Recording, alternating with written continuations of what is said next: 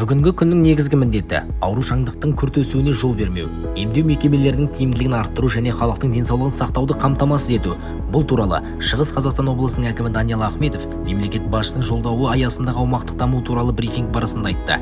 Өңір басшысының айтуынша, Шығыс Қазақстанда 40 инфекциялық стационар дайындалып, толық медициналық жабдықталған 6 мыңнан астам төсек орын ұйымдастырылды. Сонымен қатар, дәрі-дәрмектер мен жеке қорғаныс құралдарының тұрақтандыру қоры құрылды. Емдеудің тиімділігі үшін Фавипиравир препараты сатып алынды. Препарат 12 қарашадан бастап пациенттердің келісімімен облыстың ауруханаларында қолданылады. Тәулік бойы және демалыссыз 15 компьютерлік томограф жұмыс істейді. Медициналық жабдықтармен толық жиынтықталған жедел медициналық жәрдем автомобильдерінің паркі 216 бірлікке кеңеюде. 88 жаңа вагон желіде жұмыс істейді. Қалған 128-і 10 желтоқсанға дейін келеді.